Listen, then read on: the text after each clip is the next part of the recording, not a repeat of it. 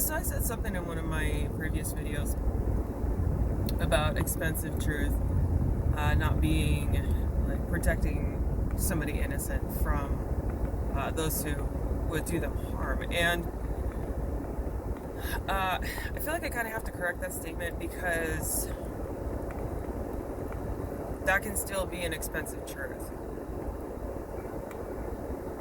When you're in a situation where, and more people are probably in this situation than most of us really realize, where you have, say, a relationship of whatever kind, sibling, parent, significant other, where that person wants to, say, keep you isolated. And if they find out that you are in contact with somebody else, all hell breaks loose. And there will be hell to pay. I'm not talking about, going and, say, if you're cheating on your spouse,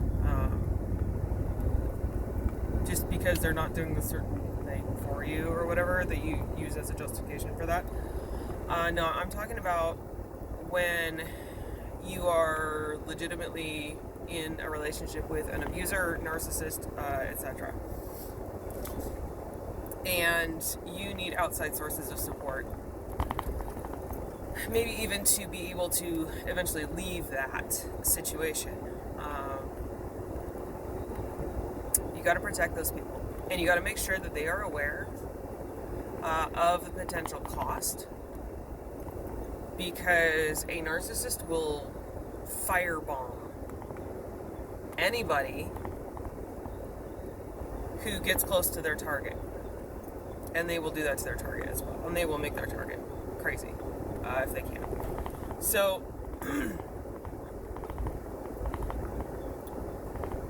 if you're in a relationship like that, you have to lie about outside connections that you have. Otherwise, those will be weaponized. That will be turned into an expensive truth for you and for the other person involved. The narcissist will take that and twist that and insinuate and accuse and badger and badger and badger and badger you until they get some sort of quote-unquote confession from you, and possibly, truthful information that they will twist and use against you. And a lot of times the way that they get this is they will get in your face. They will not leave you alone. You know, what happened to me was they would get up right in my face. I could not get away from them. They did not allow locked doors. So it was following me room to room, making these accusations, getting in my space, getting in my face, shining a light in my face, a flashlight, very bright flashlight, and just demanding to know the truth. And then telling me what the truth was.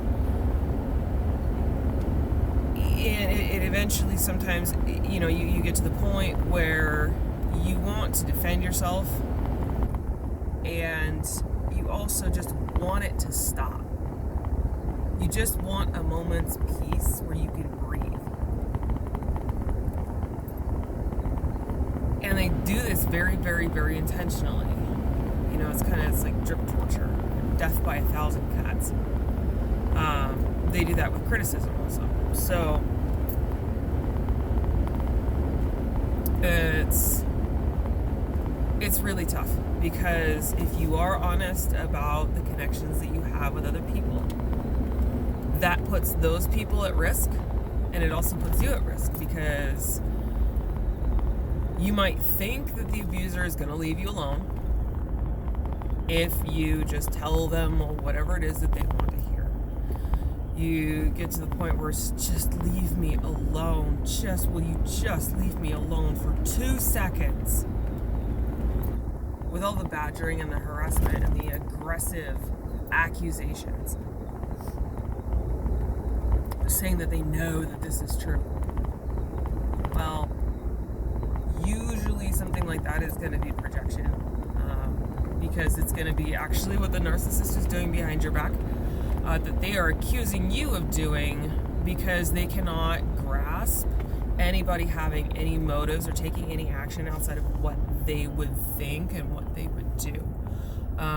It comes with the territory of narcissists not having any empathy, or only cognitive empathy. Knowing, not the feeling. Anyway, it's all a ploy to get ammunition.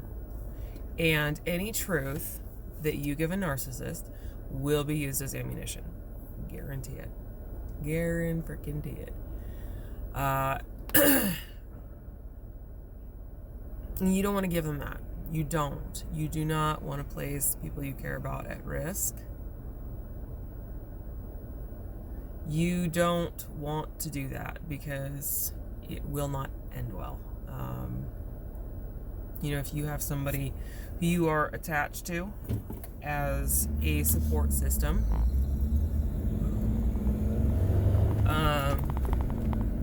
you want to make very sure that person is, or people, are unassailable. You want to make sure that they know to protect themselves. And you also want to make sure to keep your nose clean, because if you get emotionally entangled with somebody else while you're in a relationship with an abuser or a narcissist, it happens. It happens a heck of a lot more than you might think. Because as humans, if we are starved for affection, attention, basic human connection, things start to get really wonky. And we do not tend to think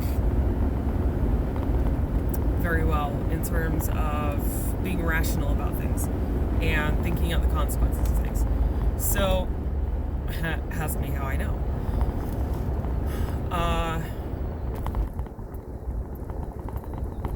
Those are potentially very expensive truths if you are attached to somebody, if they are attached to you. And when you're dealing with a narcissist, they will absolutely use anything and everything against you and the person that they see as a threat to their control over you. So, that is potentially a very, very expensive truth. It shouldn't be. Granted, being emotionally attached heavily to somebody outside of a committed, air quotes, relationship, if you're not emotionally committed to that person anymore, what are you doing? What are you doing? It's not a relationship, it's just a contract.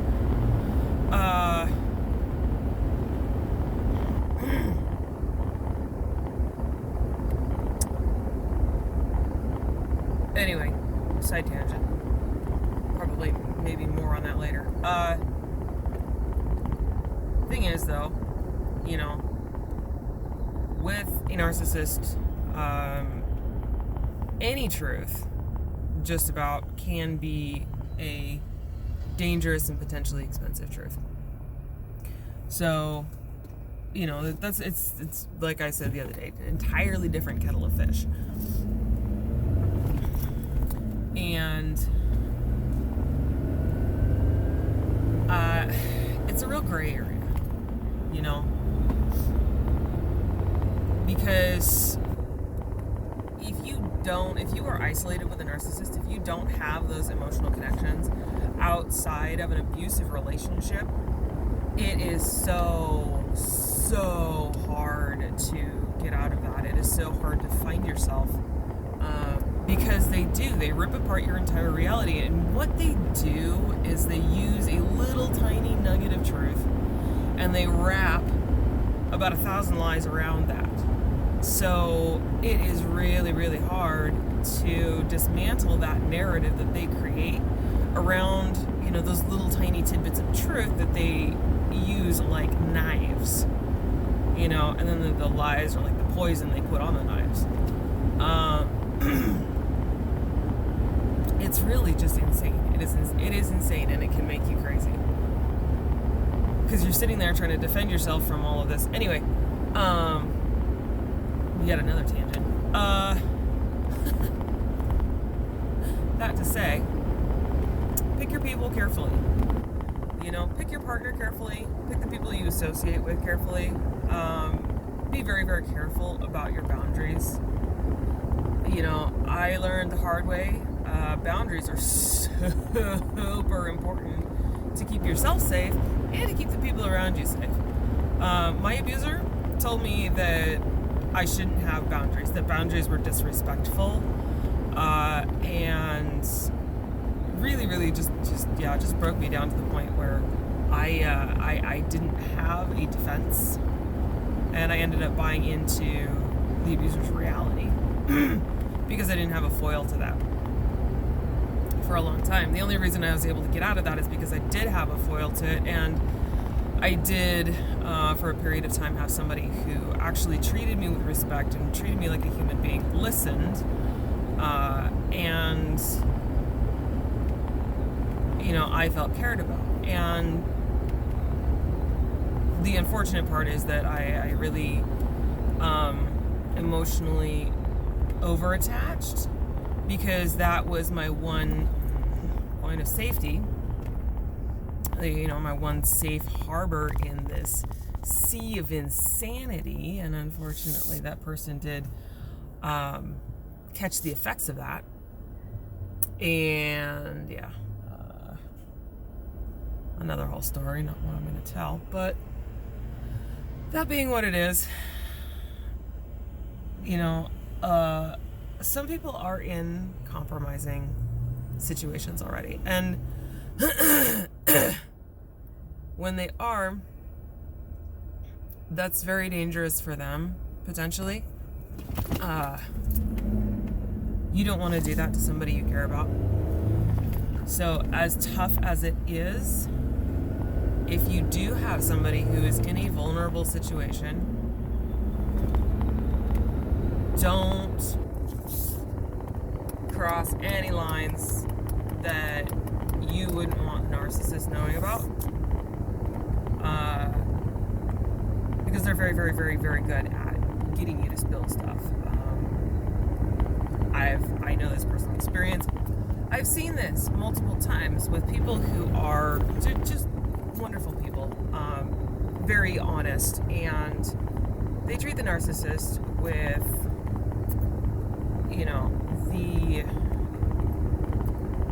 respect of, treating them like a decent human being with empathy who you can have a normal discussion and relationship with. And that's not the case with these people at all. They cannot have a rational, reasonable discussion about anything. It is their way or the highway, and it is completely 100% about power and control. And you can't reason with that. You can't. And that, again, that makes it dangerous. So the tough part of that is that when you can't talk about, you can't acknowledge, you can't live according to the truth, you end up losing part of yourself. And you end up not knowing what the truth is. And it's a long, long, long road back from that. So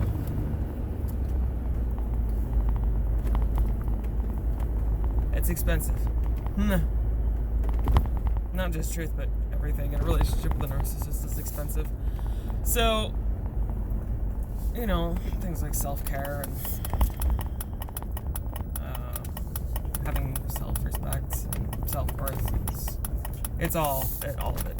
Having friends is expensive with a narcissist. Having anybody you care about, caring about anybody but the narcissist is expensive. So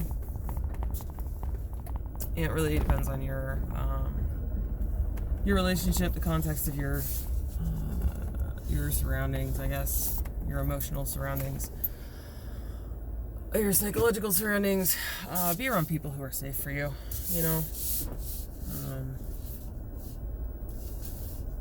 Just be careful. Be careful. Make good choices, you know. So that's my rant for this morning. You guys have a great day.